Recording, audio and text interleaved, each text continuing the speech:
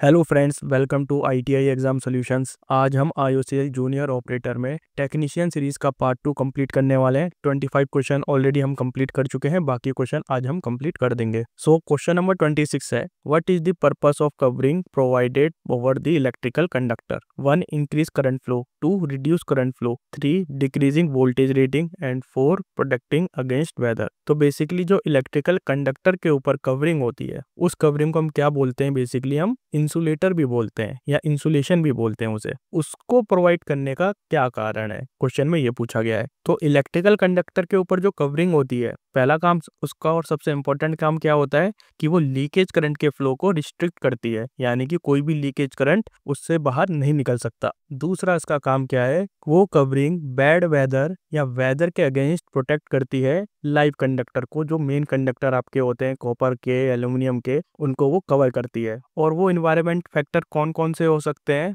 वो environment factor आपके हो सकते हैं मॉइस्चर, हीट, फिजिकल डैमेज, जिसकी वजह से शॉर्ट सर्किट भी हो सकता है। सो इस क्वेश्चन का राइट ऑप्शन होगा option number 4, protection against weather. Question number 27 है, which electrical parameter is measured by the megger? Megger द्वारा कौन से विद्युत पैरामीटर मापे जाते हैं? 1 current, 2 voltage, 3 insulation resistance and 4 frequency. तो मेगर से हम क्या मेजर करते हैं? मेगर से हम इंसुलेशन रेजिस्टेंस मेजर करते हैं किसी भी वायर कंडक्टर का। मेगर का दूसरा नाम क्या होता है? मेगर का दूसरा नाम होता है मेगा ओम मीटर। अगर क्वेश्चन में मेगा ओम मीटर भी लिखा है तो उस पर भी आपको कंफ्यूज होने की जरूरत नहीं है। और मेगर में जब हम इंसुलेशन रेजिस्टेंस को मेजर करते हैं तो बेसिकली हम क्या करते हैं, उसमें हाई वोल्टेज को अप्लाई करते हैं, जिससे हमें कोई भी अगर लीकेज करंट होता है, फ्लो होता है, उसका हमें पता लग जाता है। सो क्वेश्चन नंबर 27 का राइट ऑप्शन होगा option number 3, insulation resistance. Question number 28 है, which formula used to find the conductance? तो हमें बेसिकली कंडक्टेंस का फॉर्मूला बताना है। सबको पता है रेजिस्टेंस का अपोजिट क्या होता है? कंडक्टेंस होता है। और रेजिस्टेंस का फॉर्मूला क्या होता है? Resistance equals to voltage upon में करंट। तो कंडक्टेंस क्या हो जाएगा? कंडक्टेंस इसका अपोजिट हो जाएगा,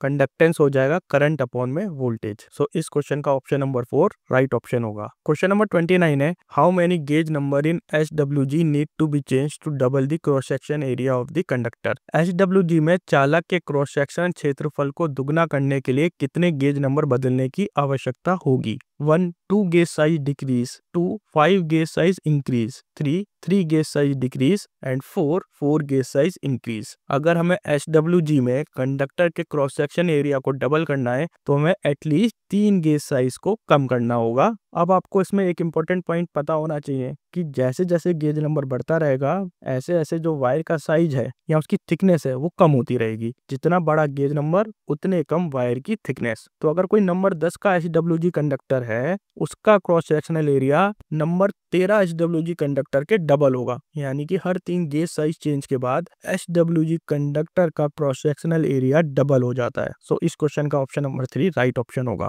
क्वेश्चन नंबर 30 है, what are insulators called? Insulator को और क्या कहा जाता है? A thyristor, B molecules, C dielectrics and D semiconductor. Insulator को हम डाइलेक्ट्रिक्स भी बोलते हैं। डाइलेक्ट्रिक्स भी वो मटेरियल होते हैं जो इलेक्ट्रिसिटी को कंडक्ट नहीं करते हैं, but they can store electrical energy. जब भी वो इलेक्ट्रिकल फील्ड के अंदर सब्जेक्टेड होते हैं या इलेक्ट्रिकल फील्ड के अंदर को प्लेस करा जाता है, वो इलेक्ट्रिकल एनर्जी को स्टोर कर सकते हैं, but they are very poor conductor of electrical energy. So option number 3 यहाँ पे डाइलेक्ट्रिक इसका राइट ऑप्शन होगा। क्वेश्चन नंबर 31 है, what are stationary electrical charge is called? स्थिर विद्युत आवेश को क्या कहा जाता है? A static charge, B kinetic charge, C chemical charge and D electrical charge. स्थिर विद्युत आवेश यानी कि स्टेशनरी इलेक्ट्रिकल चार्ज को स्टैटिक चार्ज भी बोला जाता है। ये वो इलेक्ट्रिकल चार्ज होते हैं जिनके अंदर मोशन नहीं होता है, तभी तो इनका नाम पड़ा है स्टैटिक इलेक्ट्रिकल चार्ज। और उनको हम जनरेट कैसे करते हैं? आपने देखा होगा जब हम बॉडी को रब करते हैं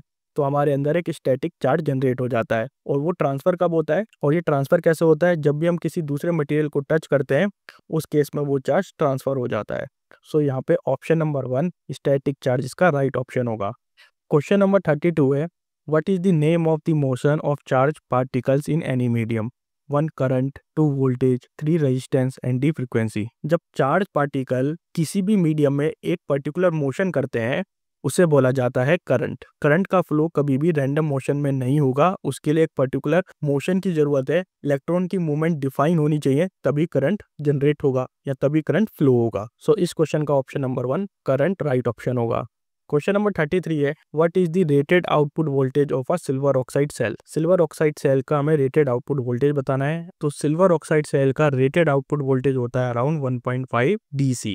और ये जो सिल्वर ऑक्साइड बैटरीज होती है वो काफ़ी ज़्यादा स्टेबल होती हैं और इनका इस्तेमाल अधिकतर मेडिकल डिवाइस और वॉचेस में, घड़ियों में करा जाता है। सो इसका राइट ऑप्शन होगा option number 2, 1.5 DC। Question number 34 है, which material are used for semiconductor. Semiconductor में हम कौन से मटेरियल का यूज करते हैं। 1 gallium and indium, 2 silver and aluminium, 3 arsenic and antimony and 4 silicon and germanium. जो सबसे कॉमन मटेरियल होते हैं सेमीकंडक्टर में वो कौन से होते हैं, वो होते हैं सिलिकॉन एंड जर्मेनियम। सबसे ज्यादा यूज होने वाले मटेरियल भी सेमीकंडक्टर में ये दो ही होते हैं। सो इसका राइट ऑप्शन होगा option number 4, silicon and germanium. Question number 35 है, which terminal of the meter is connected for measuring electrical quantity. विद्युत मात्रा को मापने के लिए मीटर के किस टर्मिनल को जोड़ा जाता है। A input terminal, B pointer mechanism, C output terminal and D any of the above. तो अगर हमें किसी भी इलेक्ट्रिकल क्वांटिटी को मेजर करना है तो हमें मीटर के टर्मिनल को इनपुट टर्मिनल में जोड़ना होगा। इनपुट टर्मिनल किसी भी मीटर का वो टर्मिनल होता है जिसमें कोई भी electrical quantity such as voltage, current enter करता है। इसके एग्जांपल हैं आपके एनर्जी मीटर, मल्टीमीटर। और आउटपुट टर्मिनल मीटर का वो टर्मिनल होता है जो हमें डेटा को डिस्प्ले करता है। So option number 1 input terminal इसका राइट ऑप्शन होगा। क्वेश्चन नंबर 36 है, what is the name of the pair of metal strip used in battery cell. 1 cathode, B electrolyte, C electrodes and D carbon rod. Battery cell में उपयोग किए जाने वाली धातु की प्लेटों के जोड़ को क्या कहा जाता है। तो बैटरी सेल में उपयोग किए जाने वाली धातु की प्लेटों की जोड़ को हम बोलते हैं इलेक्ट्रोड। इलेक्ट्रोड एक कंडक्टिव मटेरियल होता है जिससे करंट पास भी होता है और करंट एंटर भी होता है। और आप सबको पता होगा कि इलेक्ट्रोड 2 टाइप्स के होते हैं, एनोड जिसे हम नेगेटिव इलेक्ट्रोड बोलते हैं और कैथोड जिसे हम पॉजिटिव इलेक्ट्रोड बोलते हैं। इलेक्ट्रोड किसी भी इलेक्ट्रोकेमिकल रिएक्शन में बहुत ही ज़्यादा इंपॉर्टेंट रोल प्ले करता है क्योंकि वो एनर्जी को स्टोर भी कर सकता है, एनर्जी को रिलीज भी कर सकता है। सो इसका राइट ऑप्शन होगा option number 3, electrodes. Question number 37 है, under which condition does the mechanical zero error occur in panel meter. Panel meter में यांत्रिक शून्य त्रुटि किस स्थिति में होती है। 1 at load connected condition, B at normal condition, C at voltage connected condition and D none of the above. देखिए मैकेनिकल जीरो एरर तब होता है किसी भी एक इलेक्ट्रिकल मीटर में या पैनल मीटर में जब वो नॉर्मल कंडीशन में होता है। मैकेनिकल जीरो एरर में आपको बिना किसी इनपुट के कोई ना कोई रीडिंग शो कर रहा होता है या पॉइंटर की मूवमेंट रीडिंग को इंडिकेट कर रही होती है। इसी को बोला जाता है mechanical zero error.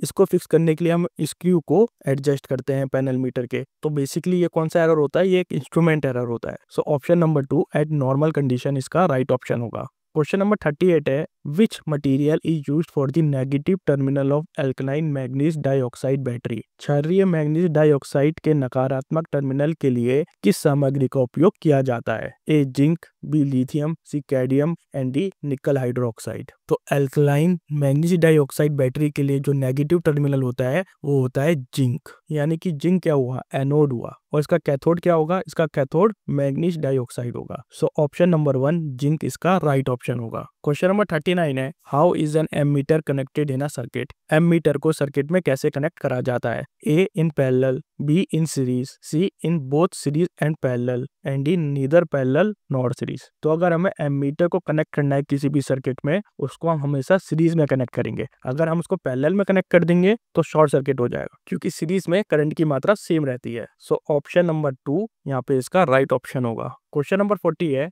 Which of the following is true about the resistance of an ammeter? Ammeter के प्रतिरोध के बारे में निम्नलिखित में से कौन सा कथन सत्य है। A, it has very high resistance, B, it has very low resistance, C, it has moderate resistance and D, it has zero resistance। पहला पॉइंट क्या था, एमीटर हमेशा सीरीज में कनेक्ट होगा। और इसका दूसरा पॉइंट क्या होगा, एमीटर का जो रेजिस्टेंस होना चाहिए वो लो होना चाहिए क्योंकि अगर हाई रेजिस्टेंस हुआ तो करंट के फ्लो को अपोज करेगा जिससे हमें एक्यूरेट रीडिंग नहीं मिलेगी। या हमें अगर बहुत कम करंट को मेजर करना है तो वो कम करंट हम मेजर नहीं कर पाएंगे। और आइडियली एमीटर का जो इंटरनल रेजिस्टेंस होता है या इंटरनल रेजिस्टेंस होना चाहिए वो 0 होना चाहिए ताकि हमें एक्यूरेट रीडिंग मिल पाए।